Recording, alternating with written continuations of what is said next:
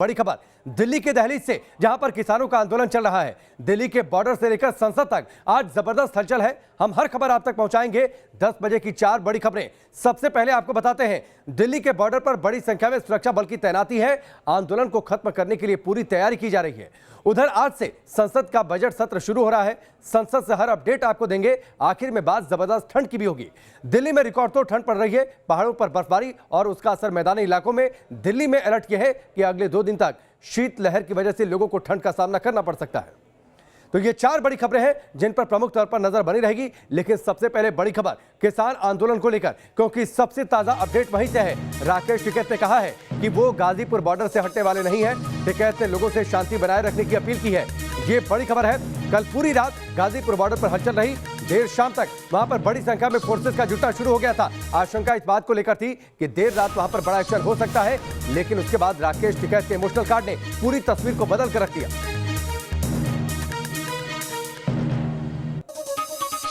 संदेश ये है कि लोग शांति से रहें और भारत सरकार से बात हो, जो मसले हैं हमारे उस पर भारत सरकार बात करे। सरकार की तरफ से कोई वो हुआ है, कुछ बातचीत की लिए कुछ बात हुई है, कोई आगे बढ़ा है? शायद चल रही है, कोई बात चल रही है। किससे बात हो रही है? सरकार के लोगों से बात हो रही है। राकेश टिकैत को आपने सुना। आज सुबह का ये बयान, कल रात के बाद से तस्वीर पूरी तरीके से बदली। राकेश टिकैत के सुर नरम पड़े हैं और उन्होंने कहा सरकार से बातचीत हो रही है। बातचीत पर्दे के पीछे से शायद हो रही है।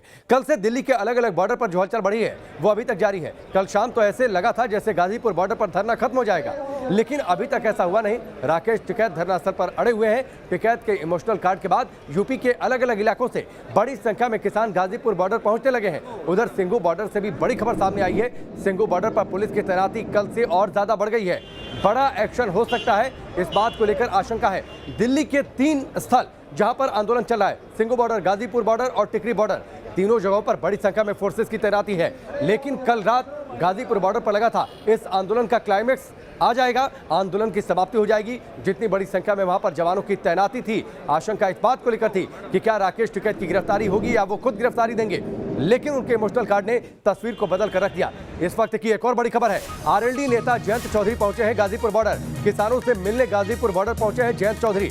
आरएलडी नेता पहुंचे हुए हैं, जयंत चौधरी पहुंचे हैं गाजीपुर बॉर्डर। और कल रात ही उन्होंने कह दिया था, राकेश टिकैत से फोन पर बातचीत की थी और यह कह दिया था कि वो उनके साथ है, उनकी पार्टी उनके साथ है, किसान उनके साथ है। और वही एकजुटता दिखाने के लिए जयंत चौधरी फिलहाल पहुंचे हैं गाजीपुर बॉर्डर पर राकेश टिकैत से मिलने के लिए। मनीष हमारे साथ गाजीपुर बॉर्डर से जुड़ चुके हैं, सीधे उनका रुख करते हैं। मनीष, बताइए, जयंत चौधरी वहां पर पहुंचे हैं राकेश टिकैत से मिलने के लिए, तस्वीर दिखाइए, संभव हो क्या बातचीत हो रही है वहां पर? ये तय हुआ था कि सुप्रीम कोर्ट में। बिल्कुल, मैं तस्वीर आपको दिखाता हूँ। देखिए, यहाँ पर इस वक्त जयंत चौधरी मौजूद है। मीडिया का जमावड़ा है, वो नीचे की तरफ बैठे हुए हैं और पूरी तरह समर्थन दे रहे हैं। कह रहे हैं पूरी तरह सरकार पर हमला कर रहे हैं। कह रहे हैं कि ये डेमोक्रेसी है, यहाँ पर आप किसी संघर्ष को, किसी आंदोलन को दबाने की कोशिश करेंगे तो वो हो नहीं पाएगा। आप कितनी धाराएं लगा लें, कितनी भी आप कोशिश कर लें, लेकिन यहाँ पर आंदोलन खत्म नहीं होगा। जिस तरह से कल बातचीत हुई थी राकेश टिकैत की और जयंत चौधरी को, उन्होंने साफ कहा था कि हम आपके साथ में हैं, आप चिंता ना करें। ऐसे में आज वो खुद समर्थन देने के लिए यहाँ पर पहुंचे हैं और लगातार सरकार पर हमला करते हुए कि सरकार आंदोलन को दबाने की कोशिश कर रही। राकेश टिकैत साथ में बैठे हुए हैं और तमाम नेताओं को एक मैसेज देते हुए जयंत चौधरी यह भी कह रहे हैं कि वो सिर्फ गाजीपुर बॉर्डर नहीं आए हैं बल्कि वो बड़ौद भी जाएंगे। ठीक है मनीष, चलिए हम आपके पास लौट कर आते हैं। इस बीच एक बड़ी खबर आ रही है। बड़ी खबर आ रही है कि 26 जनवरी को जिस तरीके से हिंसा हुई थी उससे जुड़ी बड़ी खबर है। दिल्ली हिंसा में खालिस्तानी साजिश के सबूत मिले हैं। खालिस्तानी ट्विटर हैंडल से साजिश रची गई थी, खालिस्तानी ट्विटर हैंडल से भड़काई गई थी हिंसा, इस बात के सबूत मिले हैं। इस वक्त की बड़ी खबर, पहले भी इस बात को लेकर आशंका थी कि खालिस्तानी एंगल एक्टिवेट हो सकता है। रुमान हमारे साथ जुड़े हैं। रुमान, आशंका इस बात को लेकर थी कि खालिस्तानी एंगल एक्टिवेट हो सकता है, सबूत अब उसके मिले हैं कि 26 जनवरी को जिस तरीके से देश की राजधानी दिल्ली में हिंसा हुई उसमें खालिस्तानियों का हाथ है। देखिए बिल्कुल कई ट्विटर हैंडल थे जो कि खालिस्तानी समुदाय से जुड़े हुए हैं और आईएसआई के द्वारा फंडिंग थी। इस बीच में एक जानकारी ये भी मिली थी कि 26 जनवरी से कुछ समय पहले 5 करोड़ रुपए की फंडिंग आईएसआई के द्वारा खालिस्तान को की गई थी। ये तमाम चीजें हैं जो कि सबूतों के तौर पर खुफिया एजेंसीज और दिल्ली पुलिस जुटा रही हैं और इसी शिकायत के आधार पर 550 से ज्यादा ट्विटर हैंडल्स जो है उनको डिसमेंटल कर दिया गया है। ट्विटर ने उनको बंद कर दिया है, ब्लॉक कर दिया है। सीधे तौर पर इससे पहले भी 26 जनवरी से 2 हफ्ते पहले ये आपको याद होगा कि जो सिख फॉर जस्टिस नाम का संगठन है जो कि खालिस्तानी समर्थक है, उसने ये कहा था कि जो भी लाल किले पर गणतंत्र दिवस वाले दिन उनका झंडा फहराएगा उसे $2.5 लाख दिए जाएंगे।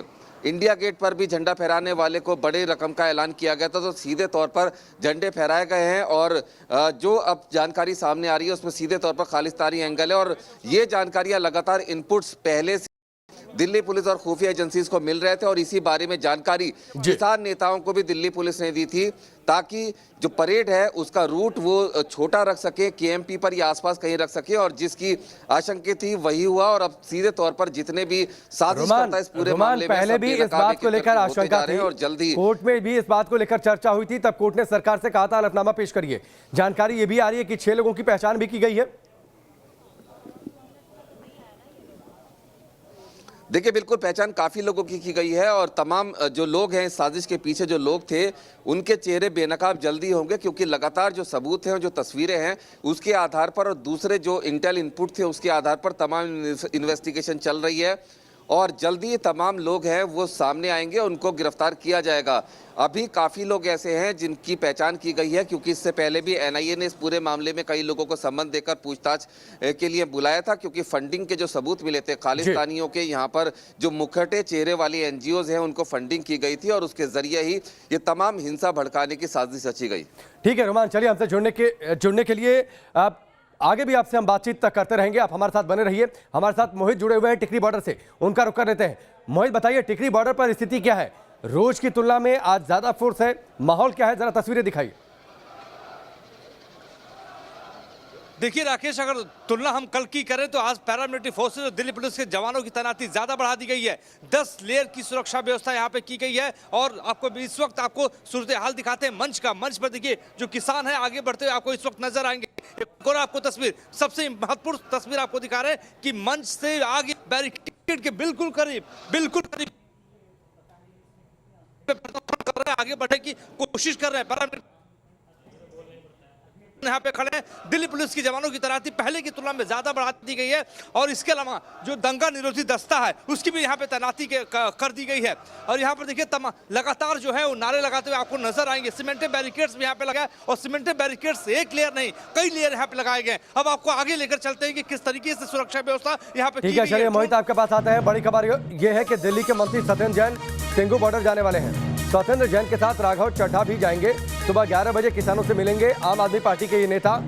ये इस वक्त की बड़ी खबर है। रुमान हमारे साथ जुड़े हुए हैं। रुमान, सियासत होती रही है किसान आंदोलन पर। अरविंद केजरीवाल भी पहले पहुंच चुके हैं अलग अलग सीमाओं पर।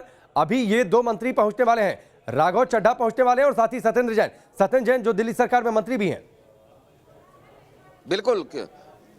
बिल्कुल किसान नेताओं ने इनसे शिकायत की थी कि पानी की और शौचालय की समस्या हो रही है जिसको देखने के लिए आएंगे। लेकिन सबसे बड़ा सवाल है कि यहाँ पर आके इन लोगों से वो मिलेंगे।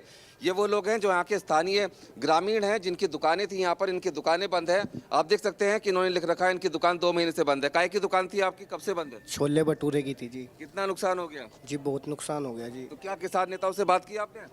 किससे बात करें जी, हमें जाने नहीं दे रहे। अभी गए थे दिखाने के लिए, शुरू में बहुत सहयोग किया हमने भी इसमें आंदोलन में। चाय बना के पिलाई, पानी पिलाया, गांव से भेजा। अब क्यों नहीं कर रहे हो? अब जी एक लिमिट होती है ना जी, ये 10 दिन 15 दिन 2 महीना। अब हम कहाँ से लाए? अभी हम वहाँ पे गए, हमें उस रोड से धक्के मार के भगाया गया। अभी आपको भगाया गया? हाँ जी बिल्कुल। दुकान है आपकी? मैं फैक्ट्री में नौकरी करता हूँ कुंडली में। अच्छा। और हमें कम से कम 10 किलो घूम के जाना पड़ता है जी। बिल्कुल, मैं आपको दिखाना चाहूँगा। ये पूरी सड़क देखिए आप, पैदल चलकर आना पड़ रहा है। वो देखिए सामने जो लोग हैं वो फैक्ट्री में काम करने वाले लोग हैं, स्थानीय ग्रामीण हैं जो 5-5, 6-6 किलोमीटर, देखिए महिलाएं हैं, सारा सामान लेकर जा रही हैं। यहाँ से 5-6 किलोमीटर पैदल चल के इस आंदोलन की वजह से आना जाना पड़ रहा है। और ये तमाम लोग हैं, इनका कहना है कि इन्होंने पूरी तरह से समर्थन किया था किसान आंदोलन का और यहाँ पर पानी पिलाया था, सेवा भी की थी। लेकिन अब ये तंग आ चुके हैं जो 26 जनवरी को घटना हुई उसके बाद से इनके चेहरे जी। बेनकाब हो गए। चलिए जो रोमान, किसानों आपके की पास शक्ल लौट में कर लोग आते बैठे, हैं। अब सबसे बड़ा जाहिर सी बात है, जिनकी दुकानें सिंगो बॉर्डर पर सड़क के किनारे थी वो परेशान हैं अपने रोजगार को लेकर।